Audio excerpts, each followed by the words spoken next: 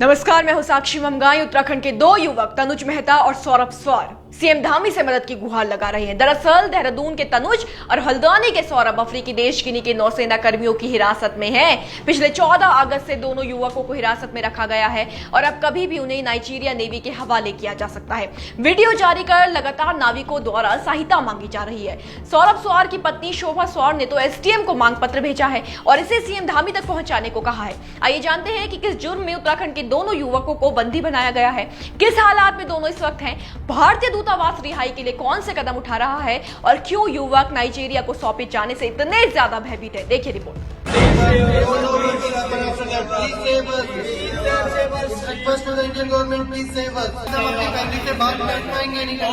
और इसके बाद हम लोग के मोबाइल ले लिए जाएंगे। पता नहीं कब मोबाइल मिलेगा, कब कांटेक्ट कर पाएंगे।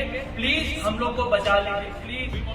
सबसे पहले मामला समझिए। देखिए, जो उत्तराखंड के दो युवक हैं ये भारतीय नाविक हैं। दोनों एक ही कंपनी में कार्यरत हैं। इनकी कंपनी का जहाज सभी देशों में चलता है। 8 अगस्त को भी उनका जहाज, जिसका नाम MV हीरोइक इडुन है, ये कच्चा तेल भरने के लिए नाइजीरिया के एक प्यो टर्मिनल पहुंचा था। तेल भरने के लिए उनका जहाज टर्मिनल से निकला तो नाइजीरिया ने तेल चोरी का आरोप लगा दिया और गिनी की समुद्री सीमा में प्रवेश करते ही नाइजीरिया के इशारे पर गिनी की नौसेना ने जहाज को रोक लिया। जहाज में सवार सभी लोगों को हिरासत में ले लिया और पिछले 3 महीने से हिरासत में ही रखा गया है। जिन्हें मालूम नहीं उन्हें बता दें कि गिनी पश्चिम अफ्रीका में स्थित एक देश है। बुरी खबर यह है कि एक तो इस दौरान वहां फंसे नाविक बीमारी से जूझ रहे हैं, ऊपर से इस डर से अलग प्रताड़ित है कि गिनी उन्हें नाइजीरिया को सौंप देगा।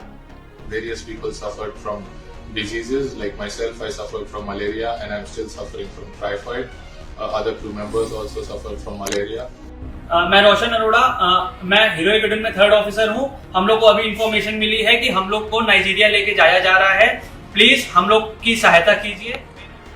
जी हाँ, जैसा कि आपने सुना, गिनी में हिरासत में लिए गए लोगों ने जहाज से एक वीडियो साझा किया है। इस वीडियो में ये लोग मदद की गुहार लगा रहे हैं। इन लोगों का कहना है कि 3 महीने से बंधक रहने के कारण उनमें से अधिकांश बीमार पड़ गए हैं। देहरादून निवासी कैप्टन तनुज को आप सुन रहे थे। उन्होंने कहा है कि उन्हें पहले मलेरिया हुआ और अब वो टाइफाइड से पीड़ित हैं। यही हाल हिरासत में लिए गए अन्य कर्मचारियों का भी है। थोड़ा सा गौर इस जानकारी पर करें कि उत्तराखंड के युवकों के साथ ही और 14 भारतीय नाविकों को हिरासत में लिया गया है।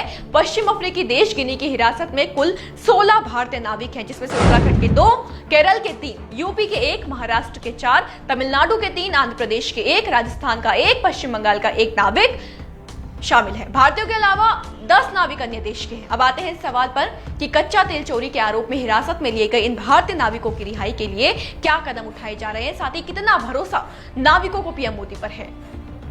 प्रधानमंत्री और फॉरेन मिनिस्ट्री से बहुत हाथ जोड़ के रिक्वेस्ट है और ये हम लोग को इलीगल तरीके से लेके जा रहे हैं। हम लोग को फ्लैग स्टेट मार्शल आइलैंड ने डिटेन कर दिया है, जिसके कारण हमारा शिप चल नहीं सकता यहाँ से।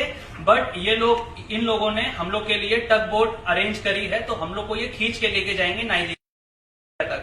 तो मेरी आपसे हाथ जोड़ के रिक्वेस्ट है कि प्लीज हमारी सहायता कीजिए। हम लोग इसके बाद पता नहीं कब घर जाएंगे। हम लोग के साथ क्या होगा हम लोग को नहीं मालूम है। इसके बाद हम अपनी फैमिली से बात कर पाएंगे नहीं कर पाएंगे। और इसके बाद हम लोग के मोबाइल ले लिए जाएंगे। पता नहीं कब मोबाइल मिलेगा, कब कांटेक्ट कर पाएंगे। प्लीज हम लोग को बचा लीजिए please. We want to go home, please help us. We want to go home, please help us. तो आप देख सकते हैं कि विदेशी धरा पर कितना भयभीत भारतीय महसूस कर रहे हैं। वो नहीं जानते कि नाइजीरिया को सौंपे जाने के बाद उनके साथ कैसा बर्ताव किया जाएगा। उन्हें लगता है कि शायद उनसे उनके फोन भी ले लिए जाएंगे। इसके आगे का वो कुछ नहीं चाहते। लगातार वीडियो जारी कर उन्होंने अपनी आप बीती अब तक बयां की है, जिसे देखकर परिवार के हृदय टूट रहे हैं। माँ बाप बच्चों की रिहाई की मांग सरकार से कर रहे हैं। उत्तराखंड के सौरभ स्वार की पत्नी शोभा स्वार ने एसडीएम को मांग पत्र भेजा है और इसे सीएम तक पहुंचाने को कहा है। शोभा का कहना है कि पति के विदेश में फंसने से सभी स्वजन परेशान हैं। हर समय चिंता सता रही है आगे क्या होगा। केंद्रीय रक्षा राज्य मंत्री अजय भट्ट ने कहा कि जहाज में फंसे सभी भारतीय क्रू मेंबर्स की रिहाई के लिए वो गुरुवार यानी कि आज 10 नवंबर को विदेश मंत्री से मुलाकात करेंगे। जल्द सभी की रिहाई करा ली जाएगी। भारतीय दूतावास भी अपनी कोशिशों में लगा है। भारतीय दूतावास मध्य अफ्रीकी देश इक्वेटोरियल गिनी में 16 भारतीय नाविकों की रिहाई के संबंध में अधिकारियों के साथ मिलकर काम कर रहा है।